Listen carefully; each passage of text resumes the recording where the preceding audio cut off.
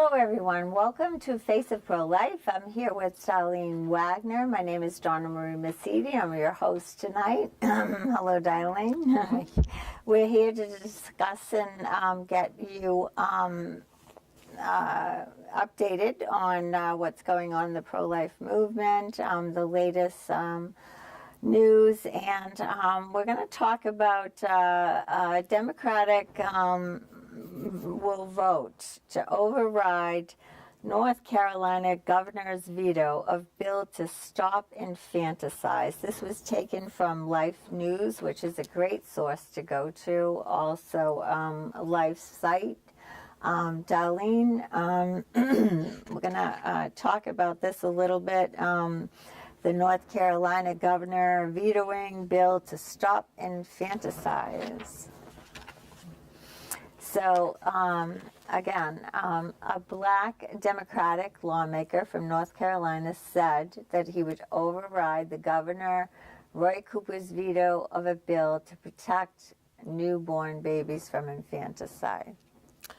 I think we had previously discussed that in the previous show, but we'll talk about that again. Mm-hmm. I'd like to also point out that the majority of black babies are the ones that are 1/3 of the black population.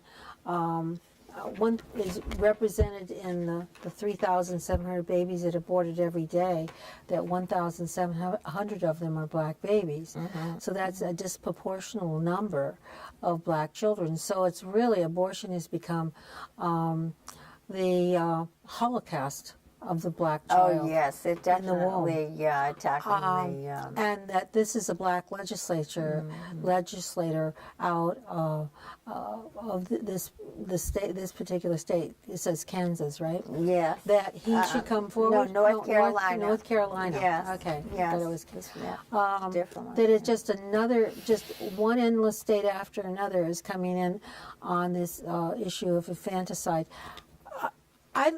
I would like to ask a question. Can these governors imagine having a child in distress, crying, alive, suffering from an abortion, just left to die? Would they do that to a cat? Would they do that to a dog? Would they do that to a puppy? Would they do that to a parakeet?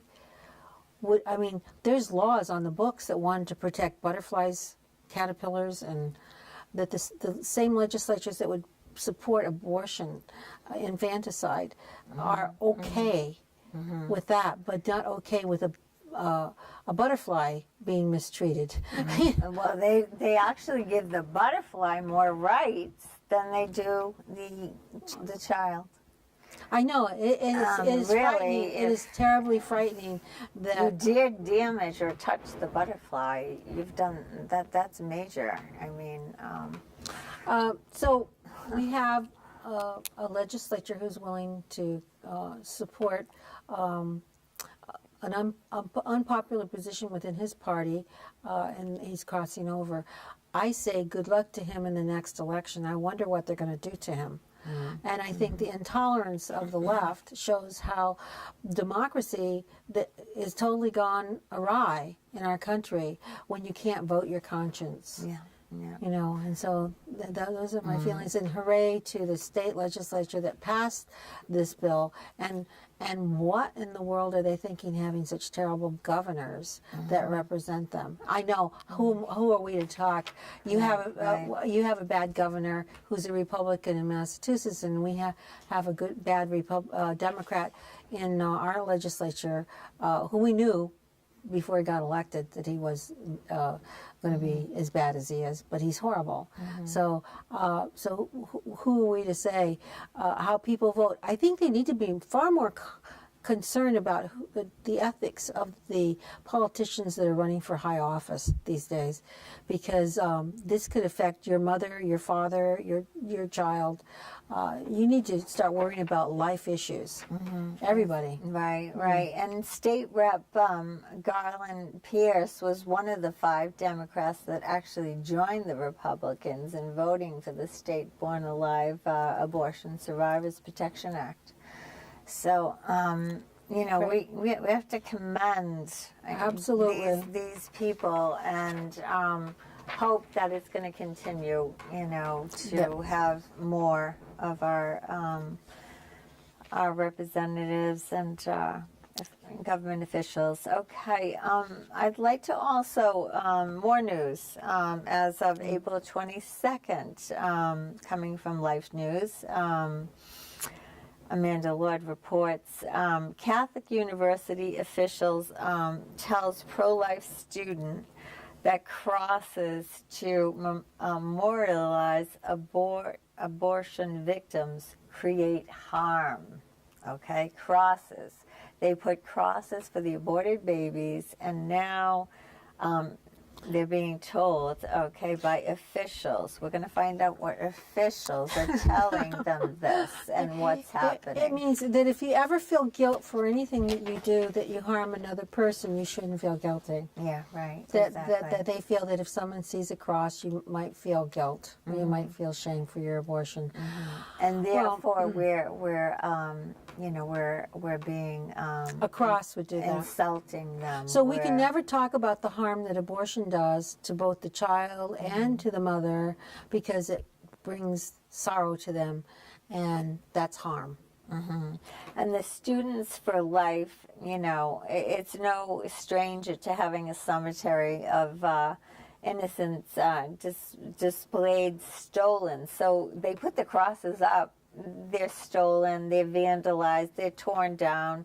And now they have, they get this angry pro-choicers who've been indoctrinated by professors to hate the point of views that, you know, so this is the only way that they know how to deal with the frustration. But yet, you know, so they're complaining about the crosses, but yet they're tearing them down, vandalizing them. What? Kind of small change. I mean, that doesn't that sound like they're guilty? I mean, their guilt is welling up inside of them, and they're saying, "No, no, no! I didn't really kill that child. No, no, no! I really didn't add to the burden of my friend or girlfriend, and you know, and pressure her into an abortion." Well, it's obviously bothering them. It's If they have bothering to so tear much. those crosses I mean, it's just a down, cross. It's not funny. It isn't funny. No. But it is bothering them. It's getting to But the them. universities are getting less and less tolerance of anything they don't like. It's the majority rules, no matter whether it's right or wrong. There are no what you call standardized equality in which each person can discuss their issues any longer. And these are the officials. Okay. Okay. The Catholic universities,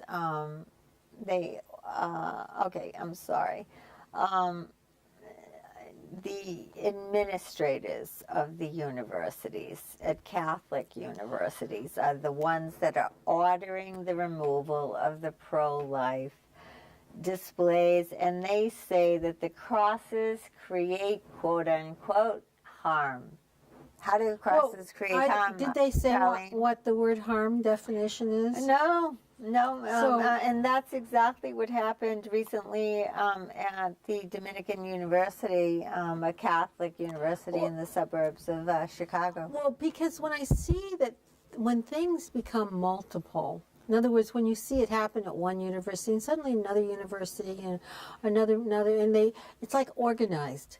And the same thing with all these legislatures coming out with assisted suicide or infanticide, the issue of having no bars, protection for the unborn if it's born alive under the Infant Born Alive Act in various states, that suddenly it was all organized. And it didn't happen just by accident. Right, right. So I sense that there's some sort of organized effort that goes to these university campuses, organized efforts in the legislature for these different bills, and that this is not an accident.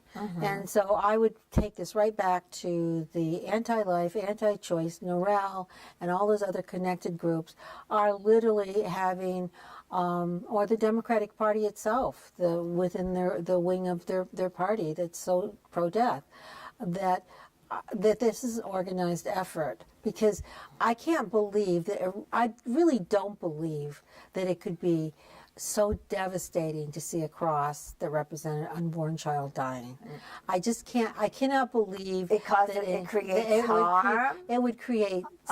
There's that's not such even snowflakes. relevant. Like it's not like if the snowflakes. If there's snowflakes, then side on the side of the poor child that's being killed. I mean, it's an organized effort, and it's almost an organized, over dramatic reaction. May I say that it's a domino effect of an infiltration in the Catholic universities, because if someone from a Catholic, an administrator, a top administrator, which it is coming from, stated right here, okay, if they can come out and say that a cross is harmful, and they're in charge of a Catholic university, they're running a Catholic university, is that Catholic? Well, where's the board of directors for these colleges? I've noticed as one college comes in after another and another. The same thing with even Steubenville University on the horrible book that they had out that was disgraceful in terms of the reputation of our Blessed Mother, and it was pulled, but the harm was done. That they didn't even want to apologize. They can do the type of reading material that they're putting out is so anti. I don't even want to say. Anti-life. Well, it wasn't anti-life. It was about the Blessed Mother. It was pornography about the Blessed Mother. Twisted. It was twisted, and it was put out by the the literature. Who was head of the English literature department as a required reading for the students, and then was protested, and then they pulled it because they said, well, we don't understand why you got all excited because it was trashing, so to speak, the Blessed Mother. Why did Catholics get offended? Oh, they have to be objective to that sort of thing. Well, I have to be honest about an experience I had. I'm going to bring it in real quick. In my state, in Massachusetts, I'll say, but it was a Catholic college, not a university, Catholic college, and a diocesan college at the time. And this was back in, I'm going to say, early 2000. And basically, I was sitting in class. I was in the master's program, and the professor is saying the Catechism of the and I think John Paul II just got published, just came not a year or so prior to. The Catholic Catechism of the Catholic Church is nothing good but for the shelf. Then they continued to say that, you know what? These priests, they don't know what they're doing. They, which in some cases that's the case, but in other cases not so. And, just lumping it in a sum, all these priests, they don't know what they're doing. We need, as laity, to step aside, take their place, let them sit back, and we need to take control. I heard this, and I was like, then there was class break, and then I have to say that I did expose it. It went to the bishop. That college eventually got cleaned out.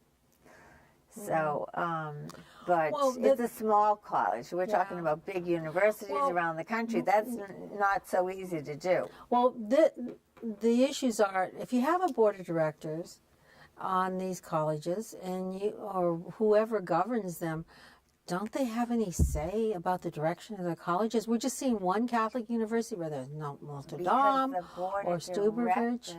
Are mostly, they're not pro-life. They're not pro-life. But you may have one or two, and then the one or two are so afraid.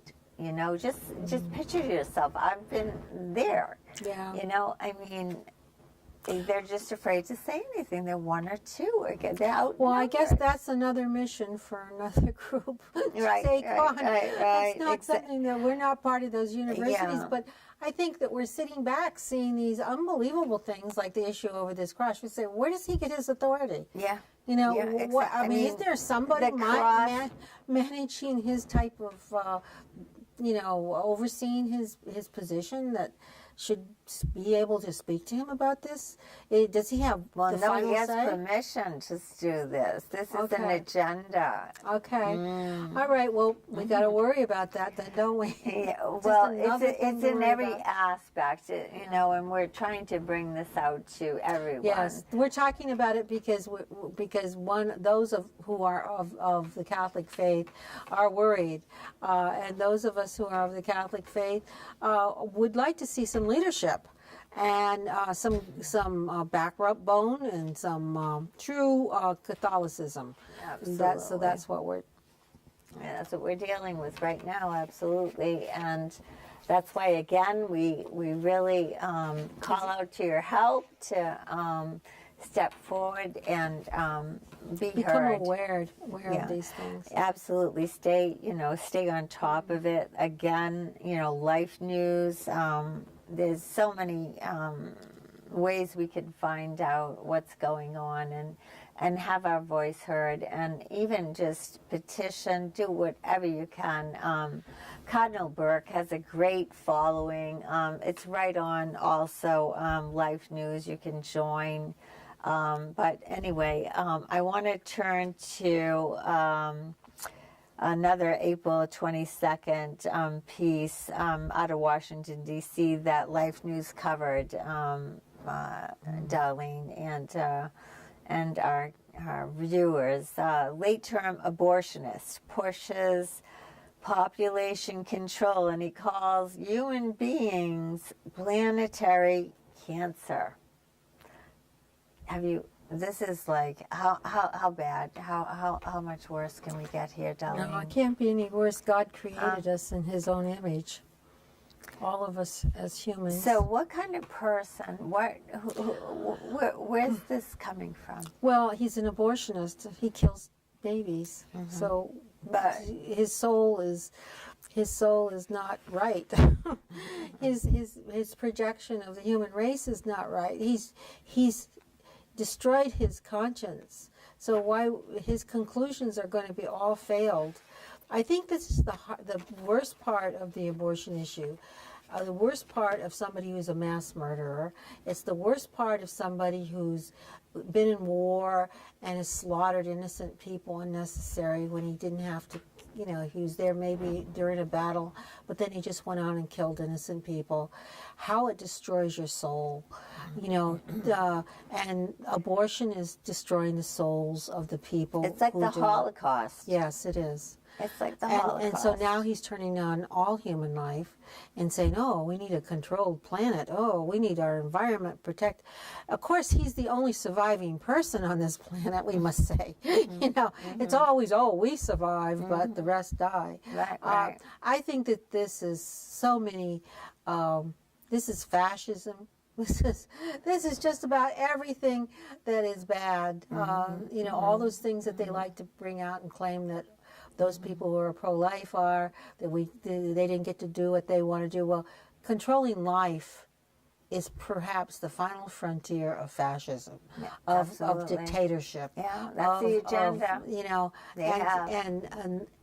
And that they alone are going to be the ones who survive, and they're the ones alone who are going to control the planet. Absolutely. And this late-term abortionist that his name is Warren Earns, and his writings on environmental problems may explain why he has dedicated his life to aborting babies. So, Warren noted that he is not the first person to compare the human population to a disease. Okay, he goes on. He's not the first one. Can you believe it? Yeah, obviously. He talks about this Peter Flawn speaking to students at Northwestern University in 1970. going back to 1970. Well, So why this would a was university- emerging. Why would a university bring in somebody to say that people were cancer? Now, if anyone else said something else about a bad cook in a restaurant down the street, to come in and say, "Oh, what a terrible cook that guy is down there. You don't go to his restaurant." The university would be wrong to do that. So why would they bring in a speaker that trashes the human race? Well, I mean, is that freedom of speech?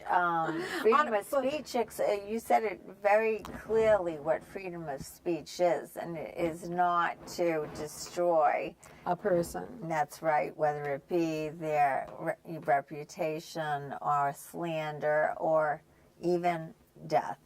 Right, So. and so he fulfills all three. Of And that. horrific death in the most painful. So we have the emerging. Every time you see it appears to be in a research form or in just a thesis form. That's going to be the next promotion. You know, the environmental organizations are all over, control the population already.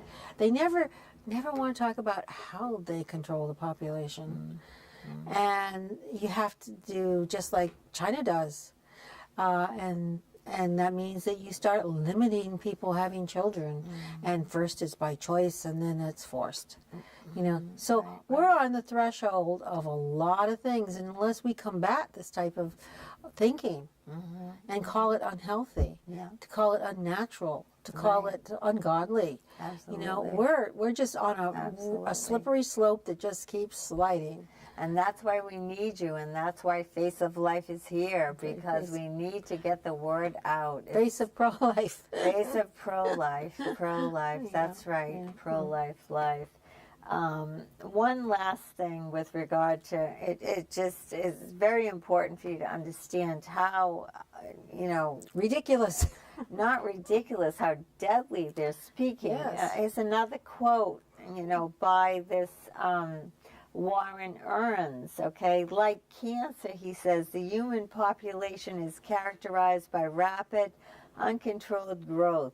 And he wrote, humans also invade and destroy normal tissue.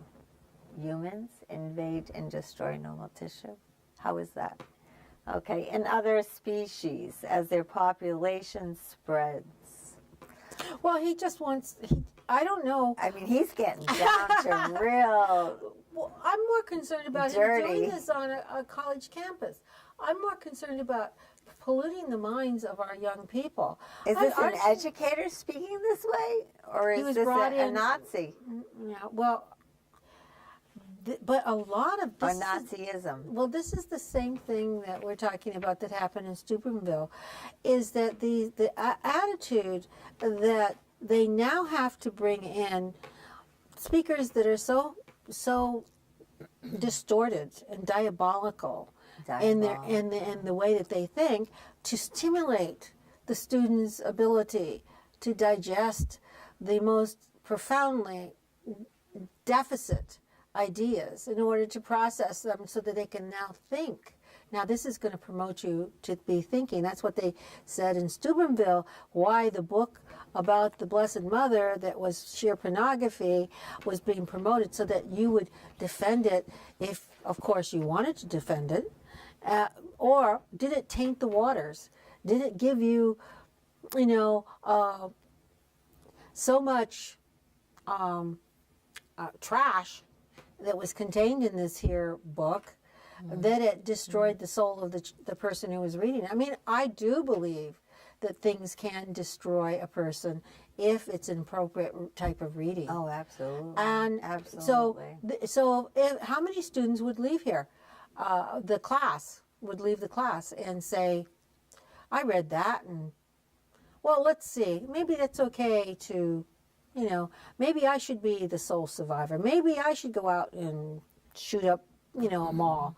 I mean, you don't know. I'm not saying that that's so, but I'm saying, But they how can do these take it in people? all different How do these people ways. who do these terrible things? How do they get to the conclusion that they have to do these things, unless they're stimulated by some exterior force that is so influential that would motivate them to kill another human being. Well, he's saying he's pretty much saying that you should have less and less people. Right, You know? exactly. Yeah.